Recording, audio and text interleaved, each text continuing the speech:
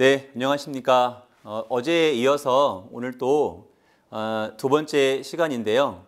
오늘 또 인문학에 대한 부분들을 서로 이야기하고 또 인문학을 그냥 학문적인 측면으로 받아들이는 것이 아니라 우리 삶 가운데 적용해보고 내가 이것을 하나하나 실천했을 때 나도 인간으로서 얻을 수 있는 귀한 가치 그리고 우리 주변에 있는 많은 사람들에게 보다 나은 삶의 질을 높일 수 있는 방법들을 제시해 줄 수 있는 그런 우리 모두가 되어갈 수 있도록 서로 노력해 나갔으면 참 좋겠습니다. 제가 이 아침에도 시를 하나 이렇게 읽어 드릴 텐데요. 잘 아실 겁니다. 정현종님의 섬이라고 하는 시인데요. 사람과 사람 사이에 섬이 있다. 그 섬에 가고 싶다. 이렇게 아름다운 시이지만 짧지만 그 안에 많은 의미들을 함축하고 있는 것 같습니다. 우리가 삶을 살아갈 때요. 사람과 사람 사이에 섬이 있다는 것은 섬은 서로 좁혀질 수가 없잖아요. 그러니까 같은 인간이고 같은 생각을 가지고 있는 사람인데 서로 좁혀질 수 없는 그런 사람 간의 관계가 너무나 많다는 거죠. 사람은 독립적인 존재인 것 같지만 혼자 살아갈 수 없는 게 또 인간이고 또 사회적인 동물이라고 말하는 것처럼 서로 소통하고 그 간격을 좁혀가는 것이 참 중요하지 않나 이런 생각을 해봅니다. 사람과 사람이요. 간격을 좁히기 위해서는 솔직함이라고 하는 것이 필요하다는 말이 있습니다. 그럼 솔직해지면 서로 간의 간격이 좁혀진다는 거죠. 그럼 누군가와 내가 거리가 멀어져 있다는 것은 그와 솔직하지 못하다 이렇게 말씀을 드려도 과언이 아닌 거죠. 한번 실천해 봅시다. 오늘은 정말 솔직하게 내 감정을 표현하고 솔직하게 누군가에게 내 안에 있는 것을 전달해 본다면 그와 조금 더 가까워지는 그런 체험을 하실 수 있을 거라고 저는 믿습니다. 자, 오늘 본론으로 들어가서 인간이라고 하는 것은 도대체 무엇을 말하는 것인지에 대해서 한번 살펴볼 텐데 이런 부분들을 생각해 보신 분도 계실 거고 또 그렇지 않은 분도 계실 겁니다. 인간이 무엇이냐 이 부분을 한번 생각을 해보겠습니다. 자, 이렇게 보여지는 그 짐승을 우리는 인간이라고 말하진 않죠. 왜 인간이라고 말하지 않을까요? 나와 그렇죠. 어떤 관계를 맺기가 어렵다는 겁니다. 그러면 인간이라면 관계 형성이 되어야 인간 대 인간의 만남이라 말할 수 있는데 자, 그럼 이 인물은 어떨까요? 보기에는 사람인 것처럼 보이지만 그 실체는 뭐예요? 그렇죠. 잘생겼다고요? 그걸 의미하는 것이 아니라 늑대 인간이라고 하는 즉 인간이 배울 수 있는 기본적인 언어라든지 생활 풍습을 배우지 못했기 때문에 모양은 사람이지만 사람이라 말할 수 없는 늑대 인간이라는 거죠. 우리 주변에도 소통이 안 되는 사람을 우리는 뭐라고 표현하냐면 짐승 같다 이런 말도 합니다.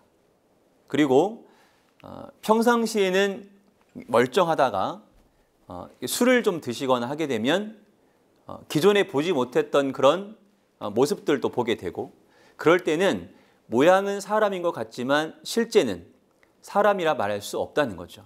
그럼 인간이라면 인간의 의미라 말할 때 인간이라면 인간이 갖추어야 될 기본적인 것을 갖추어야 인간이라 말할 수 있다는 겁니다. 자, 이 인간은 누구냐면 접니다.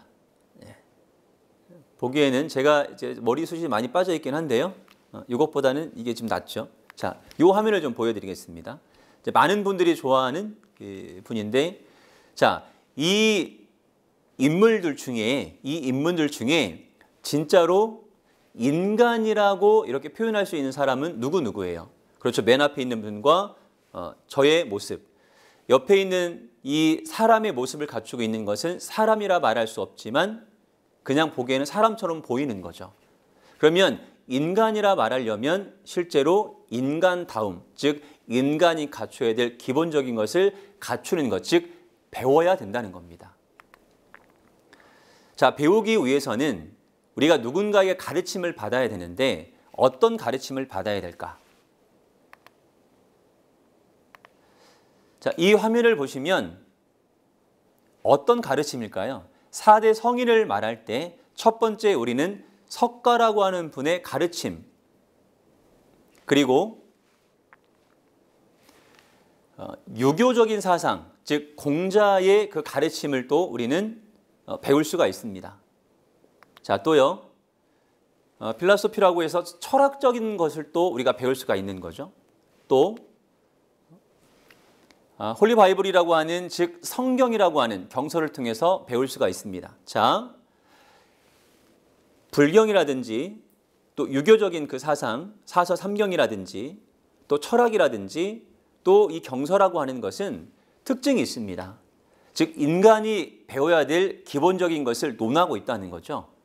자, 인간이라면 생각하기 나름이고 모든 것은 마음먹기에 달려있다. 영혼의 중요성, 사랑해야 된다. 이러한 것을 이야기한 사람들이 누구냐면 지금 보여드린 4대 성인이라는 거죠. 그러면 그 4대 성인이 인간의 의미를 어떻게 말했는지 살펴보자는 겁니다. 우리 일상에서는 보이는 것이 있고 보이지 않는 것이 있습니다.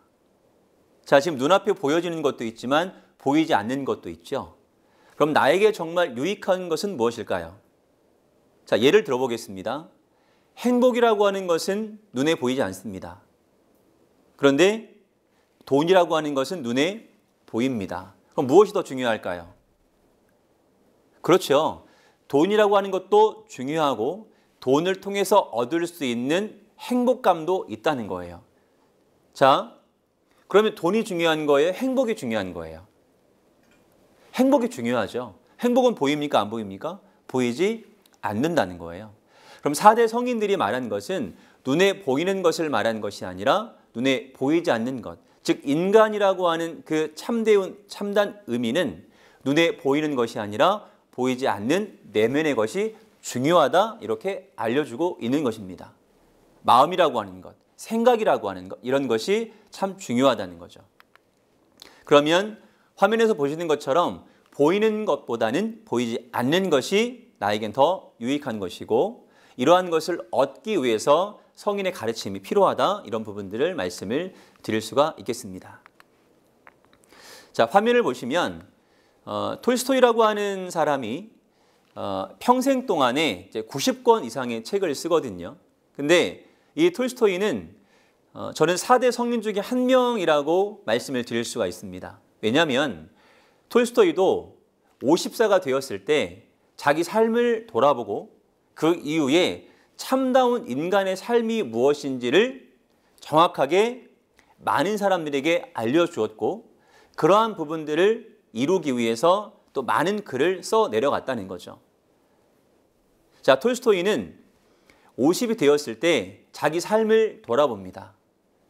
그동안 내가 해왔던 잘못된 일들, 그리고 앞으로 살아가야 될 일들, 그때 내가 정말 잘못된 삶을 살았구나, 이렇게 생각했고, 누구를 만나게 되냐면 그 4대 성인 중에 하나였던 예수라고 하는 분을 만나게 되는 거예요. 무엇을 통해서? 그렇죠. 그 경서라고 하는 걸 통해서 만나게 됩니다. 만난 이후에 참회록이라고 하는 글을 쓰게 되고, 살아갈 날들을 위한 공부라고 하는 책을 통해서도 인간의 본질은 보이는 것에 있는 것이 아니라 보이지 않는 것에 있다라는 이런 이야기를 또 기록하게 됩니다. 그럼 살펴보겠습니다. 4대 성인, 또 톨스토이까지 해서 5대 성인이라 말할 수 있다면 물론 인정을 하지 않는 분도 계시겠죠.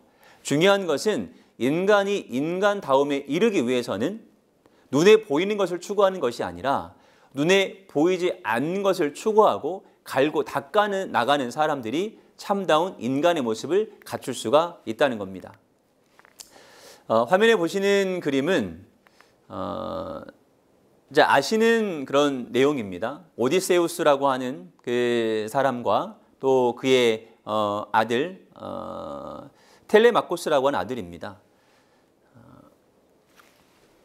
20년 동안의 그 트로이 전쟁이 있어지는데 이 오디세우스가 그 아들을 그 전쟁통에 데리고 나갈 수도 없고, 네가 20년 동안 집을 비워야 되는데 이 아들을 누군가에게 맡겨서 잘 가르치고 싶은 거예요. 그래서 친구에게 맡깁니다.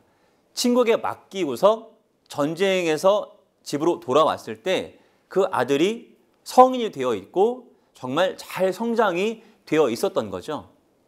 근데 그 친구의 이름이 뭐냐면 멘토르입니다. 멘토르. 우리가 알고 있는 것처럼 멘토라고 했을 때 그 멘토의 어원이거든요. 그럼 멘토라고 하는 것은 내가 알지 못하는 것을 제시해주고 알려줄 수 있는 사람이 되는 거예요. 이것처럼이죠. 이 그림처럼 앞이 캄캄합니다. 보이지가 않습니다. 어떻게 해야 될지를 모르겠어요. 방향을 잡지 못합니다. 그러할 때 앞에서 등불이 되어줄 수 있는 구불구불하고 험난한 그 길을 같이 가줄 수 있는 그러한 사람을 우리는 뭐라고 하냐면 멘토라고 하는 겁니다. 자, 멘토는 그냥 사람일 수도 있지만 어떤 책을 통해서도 내가 멘토를 삼을 수도 있고 내 주변에 나보다 연장자가 내 멘토가 될 수도 있고 내가 누군가에게 도움을 받을 수 있는 그런 대상자들을 우리 멘토라고 하거든요. 근데 멘토를 삼을 때 내 맘대로 이렇게 멘토를 삼는 것이 아니라 그들이 무슨 말을 하는지, 그들이 무엇을 가르치는지, 그들이 원하는 바는 무엇인지를 내가 어느 정도로 인지를 하고 그런 멘토를 통해서 보다 나은 삶, 힘들고 어려운 그런 길을 걸어가는 인생이지만 조금 더 밝고 힘차게 걸어갈 수 있도록 멘토를 만나는 것도 참 중요하다 이렇게 생각을 할 수가 있겠습니다. 자, 멘토링 서비스에 대한 부분들은 화면을 통해서 보시면 어떤 코칭을 해줄 수도 있고 그리고 이제 어드바이스 해줄 수도 있고 그러니 내가 해결하지 못하는 많은 부분들을 멘토를 통해서 해결을 받을 수가 있는 겁니다. 예를 들어서 최근에는 어떤 주치의도 있지만 심리적으로 또 도와줄 수 있는 상담사들도 꾸준하게 만나는 그런 가정들이 있거든요. 어떤 결정을 내리기 어려울 때 그리고 가정에서 어떤 불화가 있을 때 전문 상담가를 통해서 멘토링 서비스를 받고 또 가족 간의 구성원들의 어떤 문제를 해결하는 이런 부분도 많아지게 되거든요. 그런 부분들로 이해를 해 나가시면 될 것 같습니다. 네, 오늘은 여기까지 강의 마치겠습니다. 감사합니다.